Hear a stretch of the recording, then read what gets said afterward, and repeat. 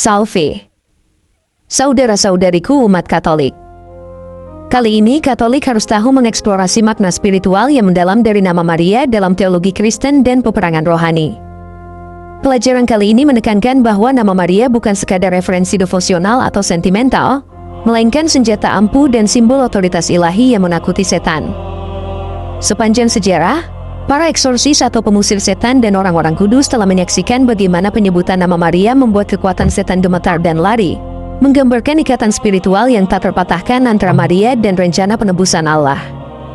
Kita mulai dengan nubuat Alkitab dalam Kejadian 3 ayat 15, di mana Allah menyatakan permusuhan antara ular dan perempuan itu, meramalkan seorang perempuan yang pada akhirnya akan menghancurkan kejahatan. Maria mewujudkan perempuan ini, yang dipenuhi binan rahmat, kerendahan hati, dan ketaatan, sifat-sifat yang secara langsung menentang kesombongan dan pemberontakan setan. Jawabannya Maria terhadap rencana Allah pada saat kabar sukacita menandai momen ketika sejarah keselamatan berputar, dan kekuatan jahat mulai dikalahkan. Lebih lanjut, peran Maria bukanlah tentang kekuasaan dalam arti duniawi, melainkan tentang perantaraan keibuan yang protektif dan kemitraan dengan rencana Allah. Nama Maria mengandung beragam makna: kekasih, laut yang pahit, pemberontakan, dan bintang laut, yang masing-masing mengungkapkan aspek perannya dalam sejarah keselamatan.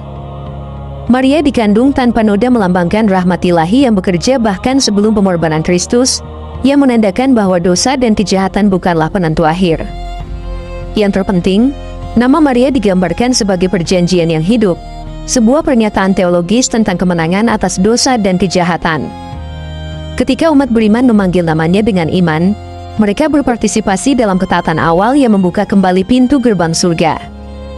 Akhirnya, bagi umat beriman marilah terus berseru kepada Maria dengan penuh kepercayaan, terutama di masa-masa sulit, karena namanya mengandung kehadiran rahmat dan kemenangan, mengingatkan semua orang bahwa kerendahan hati dan kasih ilahi akan selalu menang atas kegelapan. Sekarang, mari kita bahas lebih mendalam. Jangan lupa tekan tombol like, subscribe, dan berikan komentar Anda di bawah. Aku percaya akan Roh Kudus, Gereja Kristus yang kudus, persekutuan para kudus, pengampunan dosa, kebangkitan badan, kehidupan yang kekal. Amin.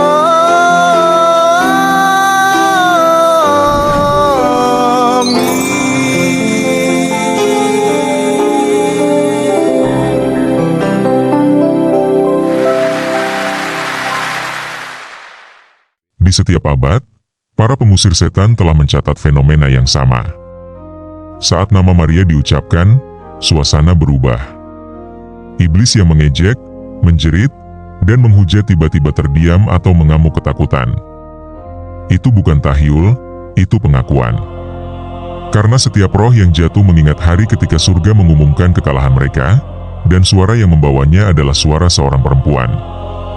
Dunia mungkin mereduksinya menjadi patung, hiasan, atau lirik lagu musiman, tetapi di alam tak kasat mata, namanya adalah sinyal pancaran otoritas ilahi.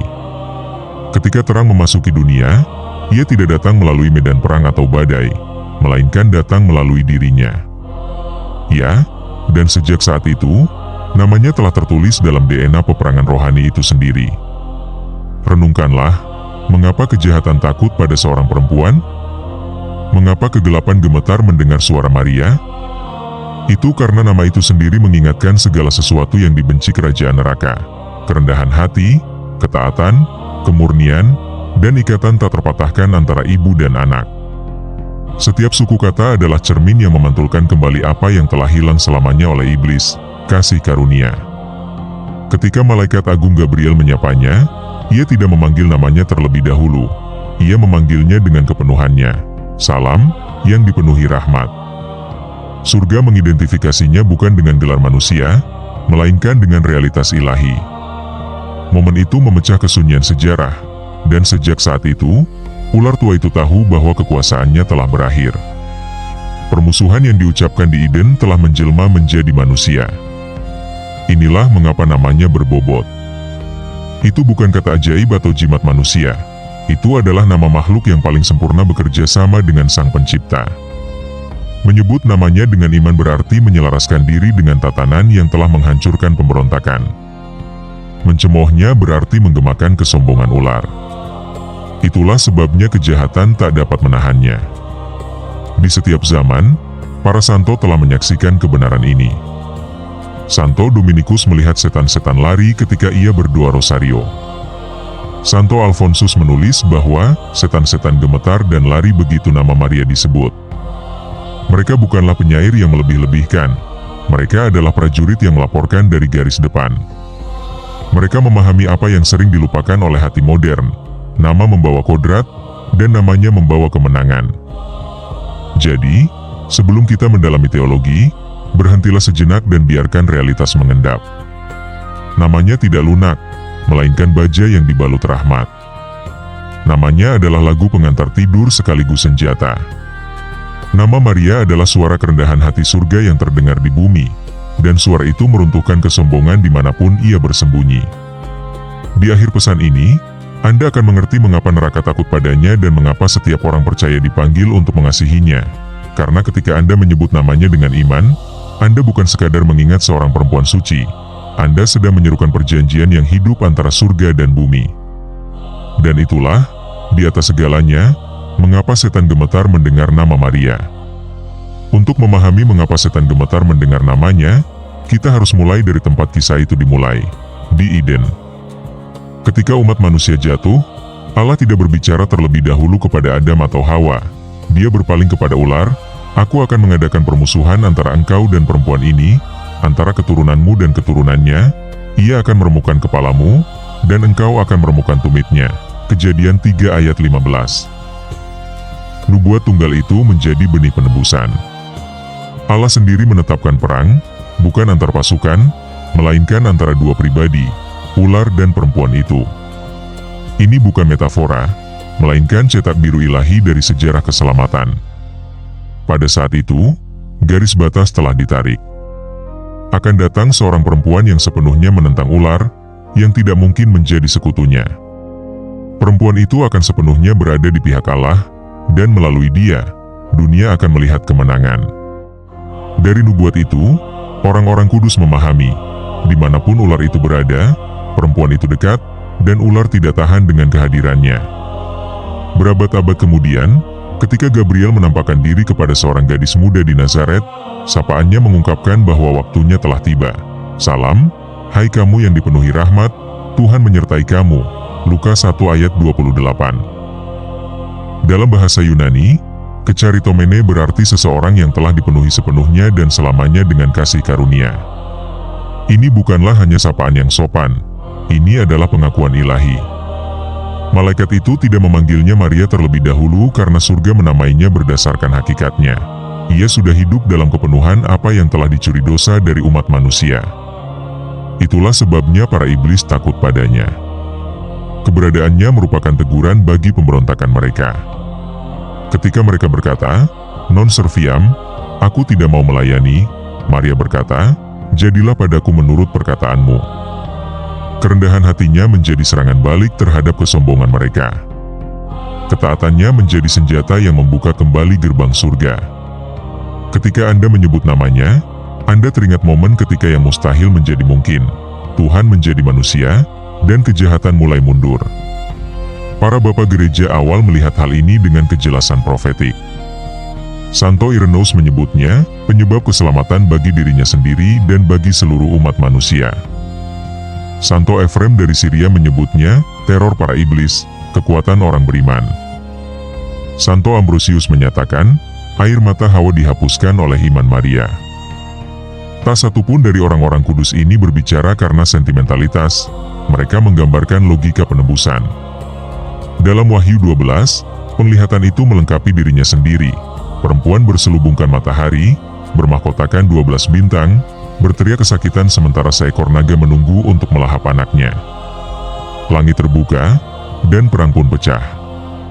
Perempuan itu bukanlah simbol kekuasaan melainkan simbol perlindungan, ibu yang berdiri di antara musuh dan Kristus. Ia adalah tanda nyata dari rencana Allah yang tak terhentikan. Jadi, namanya bukanlah tahyul melainkan teologi dalam satu kata. Nama itu adalah pengingat hidup akan janji Allah dalam kitab Kejadian dan penggenapannya dalam Injil. Ketika setan mendengar Maria, mereka mendengar gema nubuat mereka sendiri yang berakhir dengan kekalahan mereka. Dan itulah sebabnya, bahkan di malam yang paling pekat sekalipun, namanya tetap membawa cahaya siang. Sekarang kita memasuki misteri itu sendiri, alasan mengapa namanya mengguncang alam tak kasat mata. Dalam bahasa Ibrani namanya Miriam, mengandung berbagai makna, kekasih, laut yang pahit, pemberontakan, dan bintang laut. Setiap makna, meskipun paradoks, mengungkapkan perannya dalam keselamatan. Ia dikasihi Allah, getir terhadap musuh, menentang dosa, dan menjadi terang penuntun bagi semua yang berkelana dalam badai. Namanya bukanlah nama yang acak, melainkan nama yang profetik. Ketika diucapkan, ia mengandung seluruh narasi penebusan. Bagi kerajaan kegelapan, namanya tak tertahankan karena menyatakan apa yang tak pernah dapat mereka peroleh kembali, kasih karunia. Setiap roh yang jatuh kehilangan kasih karunia selamanya. Maria dipenuhi dengan kepenuhan rahmat sejak saat pertama keberadaannya. Dikandung tanpa nodanya bukan sekadar hak istimewa, melainkan peperangan. Maria menyatakan bahwa bahkan sebelum pengorbanan Kristus pada waktunya, kasih karunia-Nya begitu sempurna sehingga menjangkau jauh ke belakang dan melindungi bundanya dari noda yang memperbudak semua orang lain. Ketika setan mendengar Maria, mereka mendengar bukti bahwa dosa bukanlah penentu akhir. Kerendahan hatinya menakutkan kesombongan.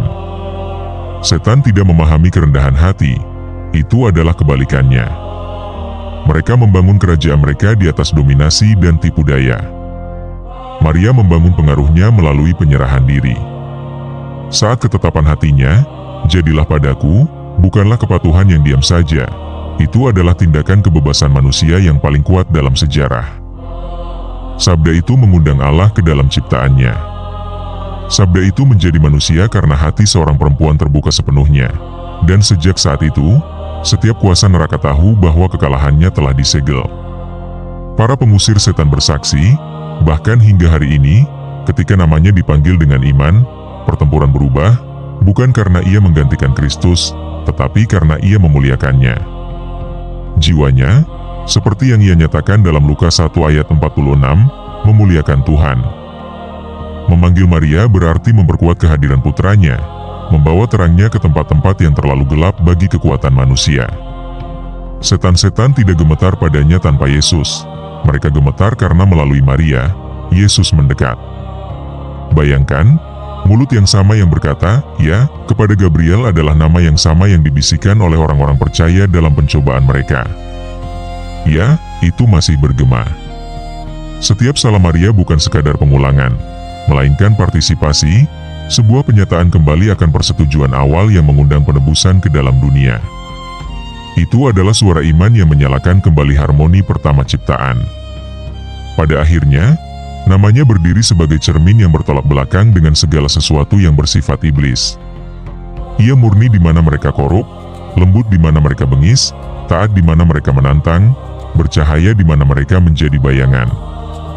Namanya adalah himne sekaligus palu, melodi bagi yang beriman, teror bagi yang jatuh. Ketika orang yang rendah hati memohon padanya, surga menjawab. Ketika orang yang sombong mengejeknya, kesombongan mereka sendiri membakar mereka.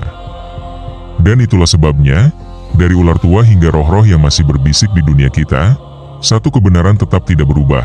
Mereka mengingat suaranya, dan mereka masih gemetar. Jadi sekarang Anda lihat, namanya bukanlah legenda, bukan jimat, bukan peninggalan devosi abad pertengahan. Namanya adalah senjata rahmat yang hidup, biasa oleh kerendahan hati dan ditempa dalam kasih ilahi. Ketika Anda membisikkan Maria, Anda tidak sekadar mengingat Ibu Kristus, Anda memasuki perjanjian yang sama yang pernah mengguncang fondasi neraka. Namanya mengandung seluruh kisah keselamatan, dari nubuat taman hingga kemenangan salib. Ketika iblis gemetar, mereka tidak bereaksi terhadap suara melainkan terhadap kehadiran. Setiap penyebutan namanya mengundang kehadiran perempuan yang meremukkan kepala mereka. Itu mengingatkan mereka bahwa pemberontakan mereka bertemu tandingannya, bukan dengan pedang malaikat, melainkan dengan ketaatan seorang perempuan. Itulah sebabnya, bagi orang percaya, devosi kepada Maria bukanlah sentimen opsional, melainkan anugerah yang strategis. Ia tidak bersaing dengan putranya, ia membawa Anda kepadanya lebih cepat daripada Anda bisa berjalan sendiri. Perhatikan setiap penampakan, setiap momen kemunculannya sepanjang sejarah, Guadalupe, Lourdes, Fatima. Pesannya tidak pernah tentang dirinya sendiri, selalu, lakukan apapun yang dia katakan kepadamu. Ia menunjuk melampaui dirinya sendiri kepada Yesus yang menyelamatkannya, dan dengan berbuat demikian, ia menyelamatkan banyak orang lain. Itulah sebabnya namanya tetap ditakuti di neraka dan dihargai di surga. Namanya menuntun langsung kepada Yesus. Maka, ketika rasa takut menekan jiwamu, ketika godaan berbisik dan kegelapan terasa dekat, ingatlah suara siapa yang paling ditakuti neraka. Panggil namanya, bukan sebagai sihir, melainkan sebagai kepercayaan. Biarkan ia bangkit dari hatimu bagai doa. Maria. Ucapkanlah dengan iman, dan kau akan merasakan perubahan suasana. Ucapkanlah dengan cinta, dan rantai keputusasaan akan mulai retak. Ucapkanlah dengan kerendahan hati, dan kau akan merasakan apa yang telah diketahui oleh generasi-generasi orang kudus. Ia selalu menjawab karena ia selalu mendengar. Santo Bernardus pernah menulis, dalam bahaya, dalam keraguan, dalam kesulitan, ingatlah Maria, panggillah Maria. Jangan biarkan namanya di bibirmu dan doanya dari hatimu sia-sia. Ia benar. Namanya tak pernah mengecewakan jiwa yang memanggilnya dengan tulus. Maka malam ini, dimanapun kau berada, bisikanlah namanya. Bisikanlah untuk keluargamu, untuk mereka yang patah hati, untuk mereka yang telah lupa bagaimana berharap. Namanya membawa kedamaian bagai wewangian, ia mengusir bau keputusasaan. Dan ketika kau melakukannya, ketahuilah ini, getaran yang kau rasakan bukanlah ketakutan, melainkan gema kemenangan. Kemenangan yang sama yang dimulai ketika Ratu Surga berkata, ya, pada rencana Tuhan. Karena memanggil Maria berarti mengingat bahwa terang selalu menang, kerendahan hati selalu berjaya, dan rahmat tak pernah kalah. Namanya adalah pengingatmu bahwa surga masih berjuang untukmu. Jadi, ucapkanlah dengan lembut, ucapkanlah dengan berani, dan biarkan setiap suku kata menyatakan kebenaran. Sang wanita masih berdiri tegak, dan neraka masih gemetar.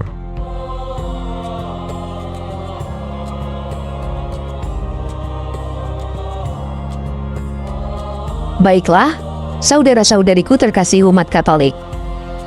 Marilah kita tarik beberapa kesimpulan dari pelajaran kali ini. Pertama, otoritas spiritual nama Maria.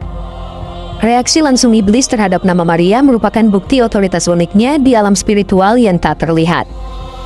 Tidak seperti orang suci atau doa lainnya, namanya sendiri dapat mengganggu dan mengguncang kejahatan, menggarisbawahi peran istimewanya sebagai perempuan yang melambangkan kemenangan ilahi atas setan.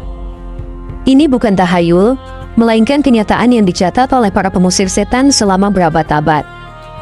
Kedua, Maria sebagai penuh rahmat. Sapaan malaikat Gabriel, salam, yang dipenuhi rahmat, kecharitomene, menandakan bahwa Maria adalah manusia tunggal yang sepenuhnya dipenuhi rahmat Allah, tak tersentuh oleh dosa. Kepenuhan ilahi ini sangat kontras dengan kejatuhan iblis, yang berakar pada kesombongan dan pemberontakan. Rahmatnya adalah senjata dan perlengkapan perang ilahi, menjadikan namanya sebagai pemicu spiritual yang mengingatkan kita pada kekalahan kesombongan iblis. Ketiga, Kejadian 3 ayat 15 sebagai cetak biru sejarah keselamatan. Nubuat bahwa akan ada permusuhan antara ular dan perempuan itu menetapkan konflik kosmik yang berpusat pada Maria. Perempuan ini ditakdirkan untuk meremukan kepala ular, menandainya sebagai lawan utama kejahatan dan tokoh kunci dalam rencana penebusan Allah. Landasan Alkitabiah ini memberi nama Maria bobot dan kuasa teologisnya. Keempat, Maria sebagai pelindung dan perantara. Penglihatan perempuan berselubungkan matahari dalam Wahyu 12 menunjukkan Maria sebagai sosok pelindung yang melindungi Kristus dan umat beriman dari serangan naga. Perannya bersifat keibuan dan penebusan, bukan tentang kekuatan duniawi tetapi tentang menjaga rencana ilahi dan campur tangan dalam pertempuran rohani. Ini menjelaskan mengapa iblis takut akan kehadirannya. Dia berdiri sebagai penghalang hidup bagi agenda mereka.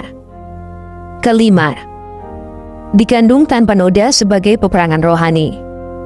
Terselamatkannya Maria dari dosa asal sebelum pengorbanan Kristus menunjukkan sifat proaktif rahmat ilahi.